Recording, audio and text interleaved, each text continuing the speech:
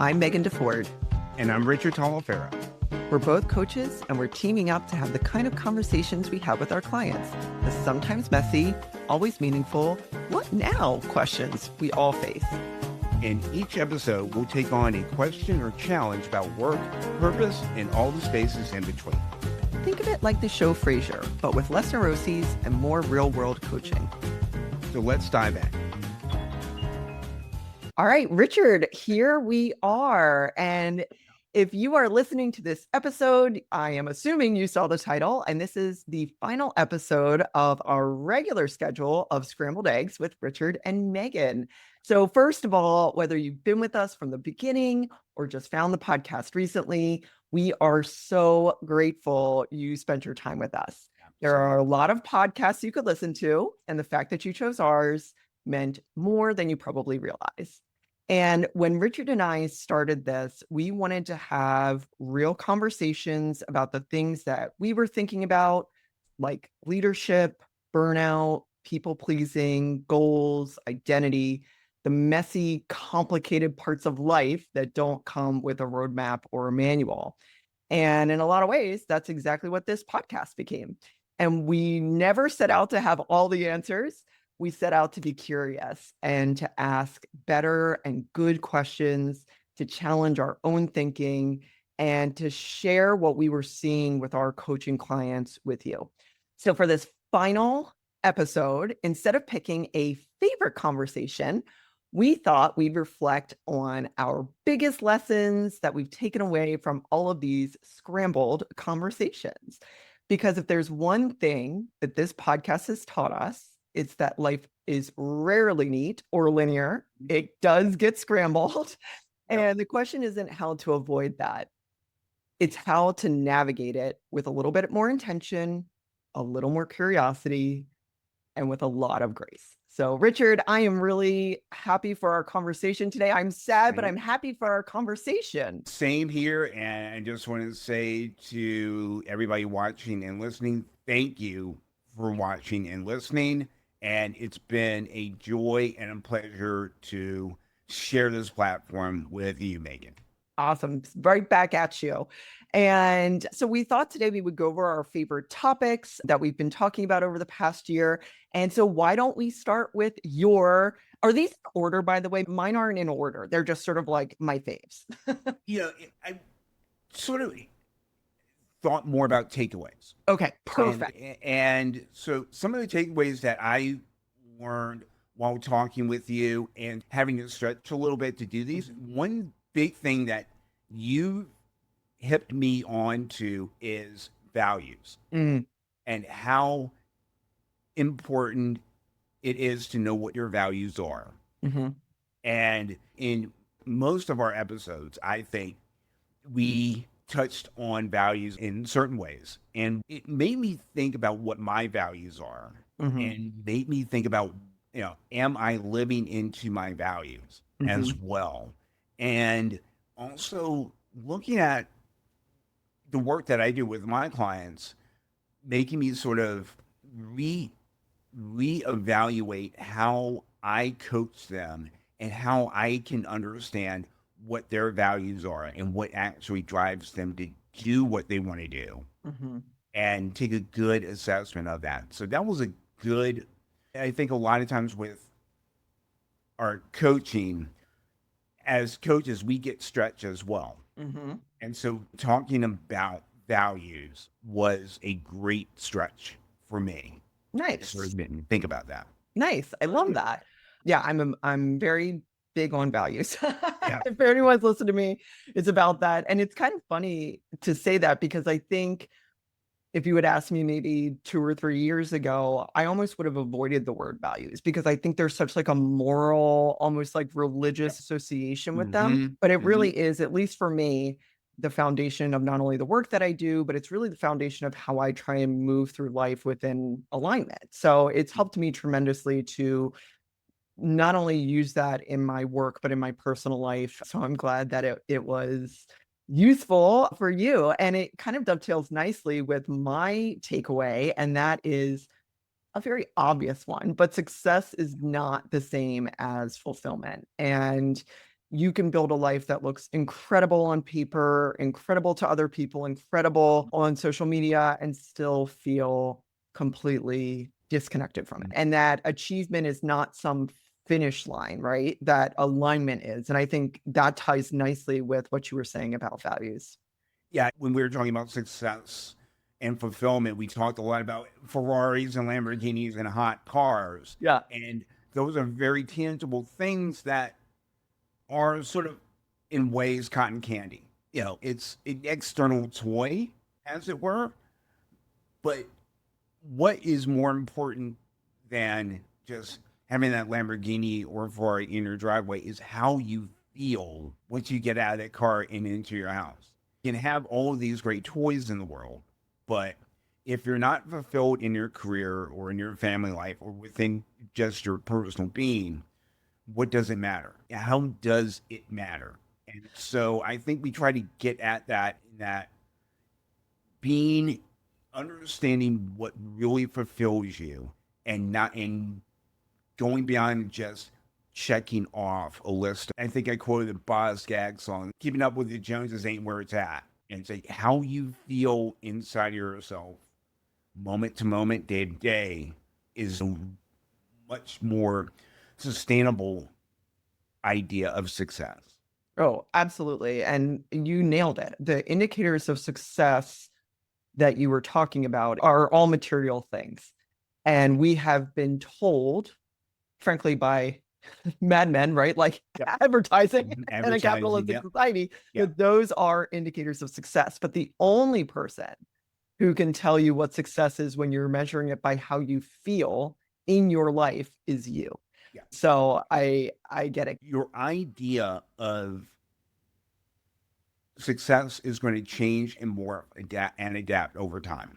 All Yeah. right. What my idea of success was in my 30s looks very different from where I am now. Yes. And got to tell you, it feels more rooted and achievable and sustainable than whatever I was going after in my 30s. Mm-hmm. And it feels like a privilege to be in that position. That's awesome. And so what's your next takeaway? My next takeaway is community. Mm. And for the introvert among us, it's sort of a weird thing to wrestle with because as an introvert, it's very difficult to want to plug in because you don't know what the energy is like sometimes. Mm-hmm. And there's also this feeling that I've got to do it all myself. And in learning in a lot of what we talked about, being able to plug into a community is vital because you can't carry the weight of what you're doing all by yourself. Right. You know, you can't. And as an introvert, it's like you've got the ability to plug in and then unplug Mm-hmm. from that. And also, I think when it comes to community, community doesn't always have to be like hundreds and hundreds of people. Mm-hmm. Community can be your best friend, your confidant, the running group that you hang out with on Saturday mornings, and making it a regular practice to be with people who don't always think like you, who don't necessarily look like you, so you can see the world in a different way and get ideas from that. Yeah, I love that. And I love even thinking about community as the 5 or 6 people that you see every morning when you're way to work. Like it's hugely important. I am also a huge believer in community for all the reasons that you said. And then I think also, especially when we're doing this work, it can become so easy to fall into blinders of just focusing on yourself. And this is only about me. And it's wonderful to be in community. It's wonderful to meet new people, to be challenged, to see yourself reflected back by other people, Mm. and just to have people who care about you. I Yeah. mean, sometimes we all, as silly as it sounds, Sometimes we all need that reminder when you haven't been to the local bodega or coffee shop or whatever in 2 weeks, and people are like, "Hey, it's like, I Yeah. actually know your name, but And like, it feels good. It feels good. And I think one of the things we talked about with like networking, for example, is finding ways to do those things that, yes, they're going to be out of your comfort zone, but you can do it in a way that is still beneficial for you. So much of life is giving yourself the opportunity to do new things Mhm. and to sometimes stumble. Yeah, It's okay to stumble as long as you learn a lesson from it. yeah." And you know what? We were just like teeing each other up so beautifully on this, and we didn't practice this Yeah. beforehand. My next one, nobody has it figured out. Like, no one has it figured out. And, we've talked about this. I've experienced this in my professional life. I was always blown away in my fundraising world where I'd meet these people who were extremely successful, incredible resumes, and they're talking about imposter syndrome and fears that they have and failures and things that we all experience and that uncertainty that they may have. And Mhm. it was really comforting, to be honest. Yeah. Yeah. No one has it figured out. And recently we were talking about betting on yourself. And one of the things that came out of that conversation is that confidence doesn't come from action. Confidence is the dividend from taking action. And that you can feel the uncertainty, you can feel the fear, you can feel the imposter syndrome. The important part is to take the action. And like you said, whether you are more wildly successful than you ever thought or you stumble, the whole point is, what did you take away from this? How are you Yeah. growing through this? Yeah. Yeah. And what comes to mind is a quote from Kobe Bryant. Mm-hmm. Interviewer asked him, "Is it, do you love to win or do you hate to lose?" And Mm-hmm. and Kobe said, "No, I'm playing to figure it out." Yeah. And that's what you have to do in life is play to figure it out. Be in that space of play. Yes. Yeah. Yeah. Be in that Yes. space of play. And, going back to your fundraising experience, it's like, isn't it crazy to hear about these people having imposter syndrome until you think they're human just like you? Of course. Of course. Human just like you. And that makes it a little bit easier to handle. Mm-hmm. Yeah. I want to get So, back to that idea that you said about play. And I had a workshop last night where I brought this up and I said, have fun. Like, I'm a big believer in the people who are having the most fun are winners at life, right? And that idea of play, if we're both athletes and I go into every competition, every game, every experience in that regard as I want to win. I like winning. Winning is fun to me. However, the end goal isn't necessarily winning. It's about how can I perform today at my best with these other people, have fun with it, mm, learn from it. I've talked to athletes who've competed at mm, the Olympics, and when you ask them what their most memorable experience is, sometimes it is when they were at the Olympics, sometimes it was when they medaled. But shockingly, a large number of them said, "Oh, it's when I got my ass kicked when I was 15 by this person who was best in the world. mm, And I scored points on them," right? yeah, Like, right. Yeah. because they're Yeah. having fun. They're going into it to see Mhm. what they can do. They're learning from it. Yeah. And it goes back to that idea that you said of like, if we can go into life with a little bit more play, it allows us to have a little bit more flexibility and curiosity, I think, that we lose sometimes when we start thinking about our uncertainty and our imposter syndrome and everything that could Mhm. possibly go wrong. Yeah.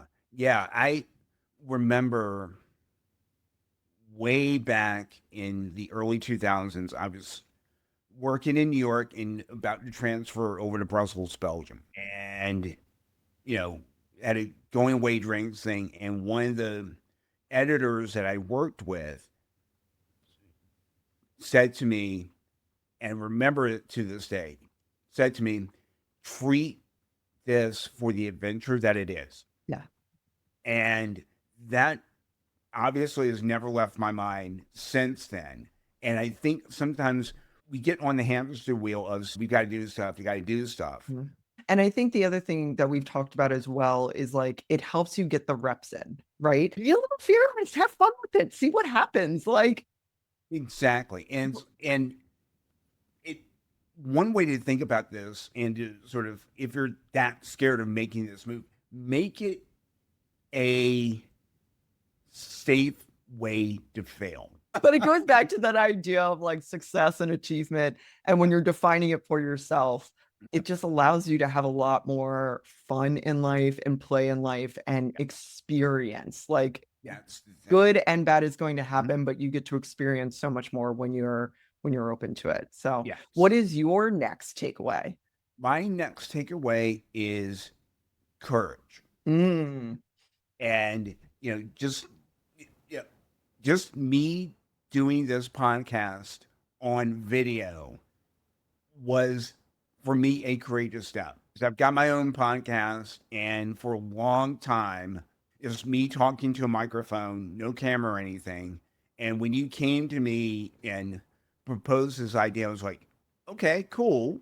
I'm like, oh, we're doing this on camera. I'm like, okay, okay, all right, I think I can do this. hmm And so, I've gotten better at that. And tied into what we just talked about, it does take courage to do different and difficult things.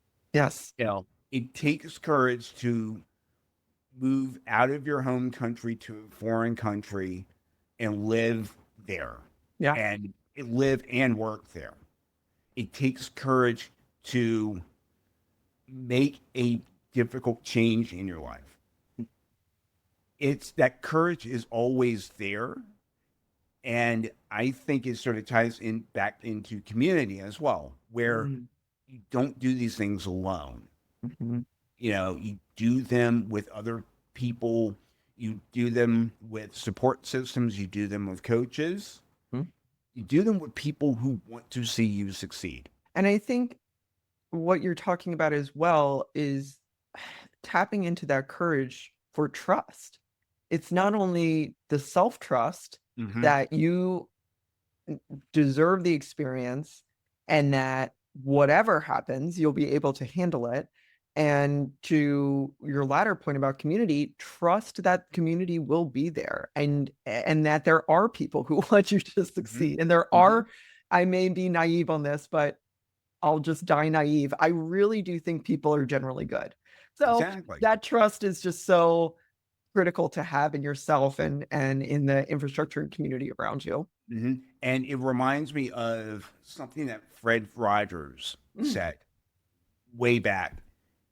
When and I think it was a kid who was asked. It was I think this was after 9/11 when he said this, and mm. Fred Rogers basically said, "Look for the helpers. Yes. Yes. There are helpers in your life.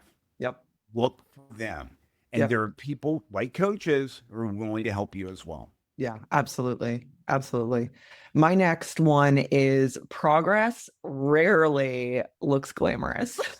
I think No, we no, yeah. often love a social media reel or the Mm, beautiful TV or movie ending and all of that looks good and mm, feels good and it mm, is so much messier than that. It can be awkward, it can be inconsistent, it could be small moments like we just talked about, navigating how to get your groceries for the week in a foreign country, right? It's resting, it's trying again, it's starting over, and it's constant, right? Like it is so not a final destination point. And having time to stop and reflect back is so mm, hugely important. And to have people who have been with you on the journey to also help reflect that back to you is mm. really important as well. Yeah. I mean, if you go back through our catalog of podcasts, you will find out that Megan and I are runners. Mhm. And we know, in the training that we've done, that progress is not linear at all, Yeah. not even close. Yeah. And so there are going to be days where, you know, you're going to have setbacks, days you're going to wonder, why the hell am I doing this? You Yeah. know? But what helps you make it through those days is being consistent. Mm-hmm. Being consistent in showing up. Yeah. And it's like, yeah, okay, it's 7 o'clock in the morning. It's like 75 degrees. And it's like, okay, is this going to be rough? And maybe I have to do a little bit less, but I can do it. Yeah. And take your time with it. Or if you are in a situation where you have to have a difficult conversation with somebody, taking the time to prepare yourself to be relaxed and show up as your greatest self, Mm-hmm. I think really key in understanding that you might stumble, but if you continue moving forward, it might look like those cartoons we all see that the line looks like a cloud, Right. Right. pretty much. But at the end of it, you've moved forward. And if your progress was just a straight line, you didn't learn anything. Mm-hmm. You didn't learn anything. You didn't stumble. You didn't fall. You didn't have to recalibrate and reiterate and ask somebody a question or take a pause. So even though that line looks like a cloud, you've got great stories to tell Mm-hmm. and great stories and wisdom to pass along to other people. Right. It's interesting. I had this conversation with a client a few months ago where she said, I just feel like I fall off and I'm right back to where I started. And I said, well, that's impossible. And I drew a little graph for her because what I was showing was what you were saying was sort of like that weird looking chart of progress. And so if you're thinking about a graph and you're starting at 0, 0, and you go up a little bit and you stumble, you're still there. And maybe it's just straight across for a little bit, but then you start again and you go up. You're never going back down to 0. And it really helped her shift of like, yeah, you're right. I was like, the fact that we're having this conversation means that you are different. You have made progress. And the asterisk to that is if you are going through a Sisyphean, like a Sisyphus moment where you're rolling the ball up the hill and it just keeps coming back down, right? And you've done it over and over and over again. Stop rolling the damn ball up the hill. Sometimes we have to take, I remember someone said to me, like, stop putting boulders in your cart. Like they're not yours to carry. Yeah. And that's another form of progress, right? Like Mhm. let go of things that are no longer yours to Yeah. carry for whatever reason. But yeah, if you're just a flat line, you're not having any experiences in life, and that's boring. It's boring and you don't learn anything. If you look at the progress that we've generally made, it's not in a straight line. We've gone forward, we've taken steps back, and we've learned how to do things, not to do things in those moments where we've had setbacks. Mhm. And being conscious of where we are is important to remember how far we've come. And it's sometimes, and going back to your point with your client, it's hard to see sometimes the progress that you've made because you're so deep in the soup. Yeah, right.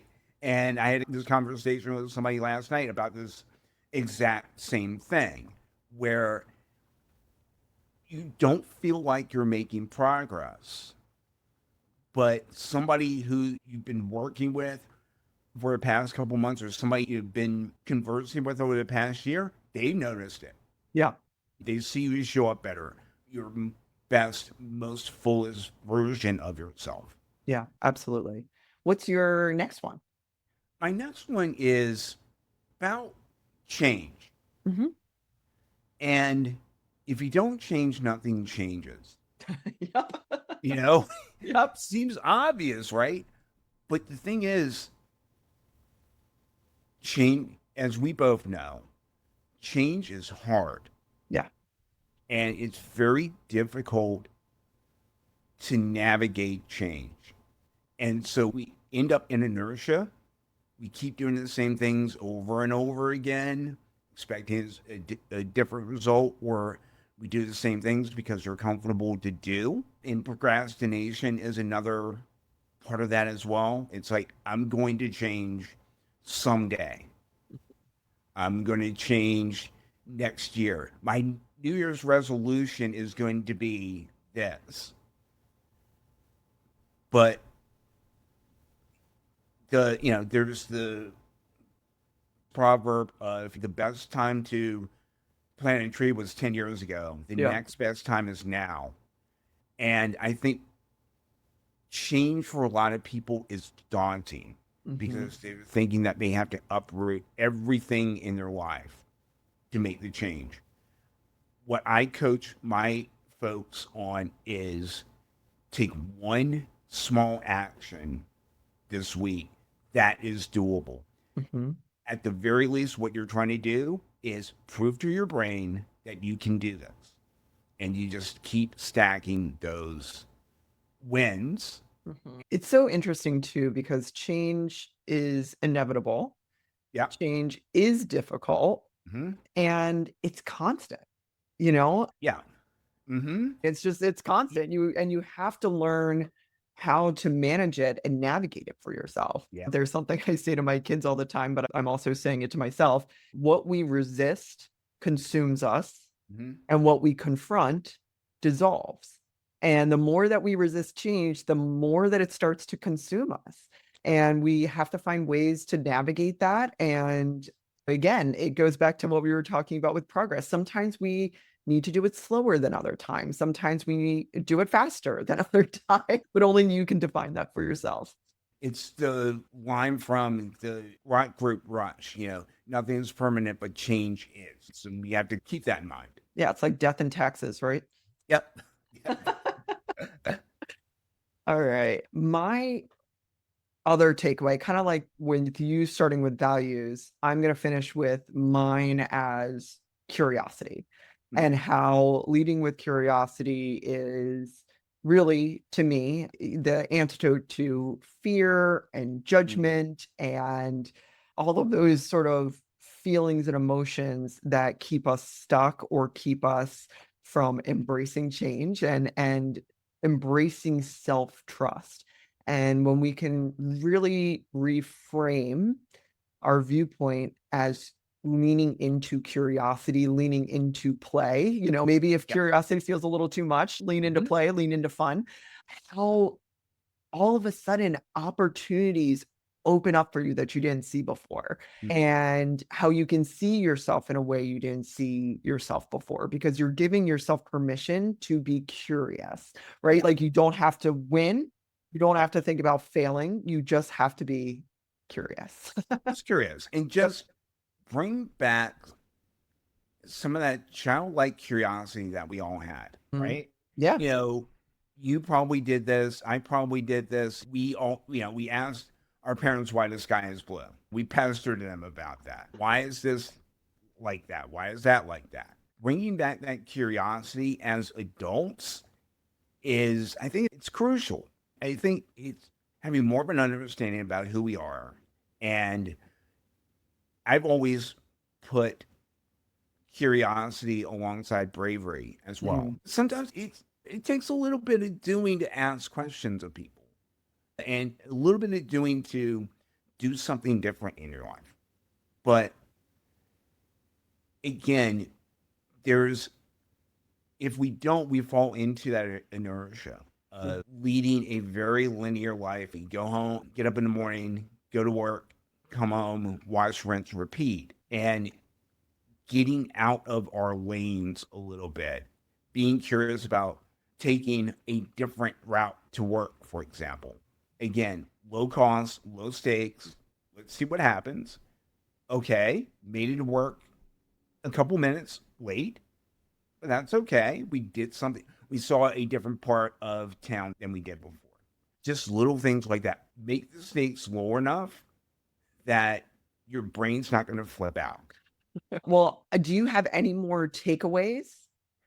One is this last one is when it comes to coaching, we as coaches are learning just as much as you are as a client. We don't go into this line of work as gurus. Mhm. We are curious about people, we are curious about personal development. We want to see ourselves be a better version of ourselves, and we want people who are ready for that to do that as well. And we provide a path for that. So it's going back to progress over perfection. We as coaches are constantly learning how to be better at our craft so Mhm. we can help you show up better. I think we talked about actually in one of our episodes about red flags with coaches, and anyone who puts themselves as a guru, as the Mhm. absolute and final word on anything, run the other Point. direction. You Yeah. definitely want a coach who's curious and who continues to educate themselves and who talk to other coaches and therapists and people in the wellness space, because that's how we get to serve our clients so much better. I think a lot of people have had this experience, but I know as a coach, I've had the experience where I've grown because of a client, and it's been a very symbiotic relationship, let's put it that way. Yeah, absolutely. It's the client comes out of that experience with us differently, and so do we, because as much as our clients are growing and stretching, so are we. We're learning new skills. We're learning how to really talk and listen to the person in front of us every time out. Yeah. I think not a takeaway, but probably my favorite episode was with our friend Tom, your old friend, Oh, my new my, friend Tom. yeah, It was yeah. partially him. He's just a wonderful person, He's but a good guy. really the conversation was wonderful. And thinking about what nature can teach us was just such a wonderful way to frame it. Mm. And I think that was one of my favorite episodes that I could just listen to over and over again. Same here. I always love talking to Tom. I always feel smarter after talking with him. Yeah. And he's got such a great way of conveying information to people. And he's a great storyteller. And I'm really glad to have him in my life. I'm glad that you got the opportunity to talk with him as well. Yeah, absolutely. Yeah, it was such a joy. Are there any takeaways or a top takeaway that you hope people, out of everything we've talked about, would be like your top thing that you hope people take with them in their daily lives? Oh, that's a good one. I think the big thing is being curious. Hmm. And what I'm about to say sort of goes against journalistic convention. When you ask people questions, it's always who, what, where, when, why, and how. Yeah. But sometimes a really great question to ask people is, tell me more about that. Hmm. And be willing to have those conversations. I think that's great. For me, I think the idea of betting on yourself, Yeah. I am just constantly amazed at how we go through life without consciousness, right? Like you Mhm. get up, you take your route to work or whatever you do, you have your routines in the morning and throughout the day. And there's nothing wrong with that, except when we're not paying attention, being curious, we aren't seeing, like, is this what I actually want? Yep. And if Yep. there are moments where you're like, no, this isn't what I want, how many people stay in that space of just like either it's not for me or I can't do it or whatever? And so I guess it actually leans into curiosity, but betting on yourself, like this Yeah. is your life, man. Like this is it. This Yeah. is Yeah. it. And like you say, eat up the universe. Eat it up. And I love to travel, but it can be as simple as trying a new restaurant on Friday night if you always go out to eat, Mhm. right? Like Yeah. eat up life, engage with life. My friend Michael and I always joke, like flirt with life, like I like it's love that. fun. But I think all of that to me culminates in betting on yourself. Like this Yeah. is it. Give Hmm. yourself the most full experience that you can, not only in interacting with the world around you, but with yourself. And I hope that people walk away from these episodes knowing that, having that self efficacy and autonomy, and knowing that life can be whatever you make it, right? And it's really up to you. Yeah. Being your own best advocate. Yeah, absolutely. Yeah. Great. Well, anything else before we close out? I think we're good. All right. Well, I have a little, like I had a little opening. I do have a little closing, but Yeah. before we do that, I know that we had talked about checking in with each other. So we may not have regularly scheduled episodes of Scrambled Eggs, but Richard and I enjoy these conversations. We hope that you enjoy these conversations, and we both have our own podcast. So, Richard, what is your podcast? It is simply the Richard Taliaferro podcast, and it publishes every other week. Awesome. And my podcast is Wait, What Do You Do Again? And it is every week, every other week, I have an interview style. And then on the off weeks, it's me talking about different topics similar to this, but they're bite sized. They are the little fun sized 8 to 15 minutes. And it's really for people to have that little bite size takeaway for their week. So you can find us there. When we do record again, we'll put it on our respective podcasts. And if you want to get in touch with either of us, you can certainly do so. All information is in the show notes. We are both active on Instagram. Richard is active on LinkedIn. I'm occasionally active on LinkedIn. I'm trying to get better about it. And you can always listen to us on our respective podcasts. But if there is one thing that these conversations have taught me, it's that we do not need another productivity hack. I think what we need is more honesty, more curiosity, more courage, and all of that to ask if the life that we're living still fits the person that we're becoming and want to become. And this is what we've been talking about. And life gets scrambled. That is inevitable. But what matters is that we keep showing up, we keep asking better questions, and we trust that we can figure it out. You have all the answers inside of you. People, coaches like Richard and I ask good questions and we provide support, but you have the answers inside of you. You don't need to outsource that. So this has been so much fun. Richard, it's been so much fun doing this with you and getting to know you and being able to call you a friend. So thank you for going on this journey together. And May, I'm honored to call you friend, and I am so glad that I've had the opportunity to do this with you and have really enjoyed it. And I hope people, when they listen to the back catalog, will enjoy what they hear from us.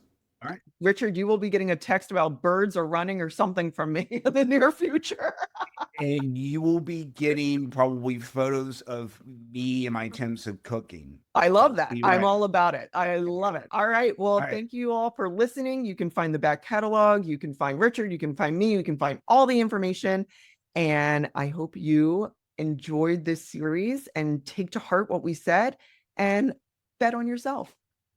Amen. Go for it.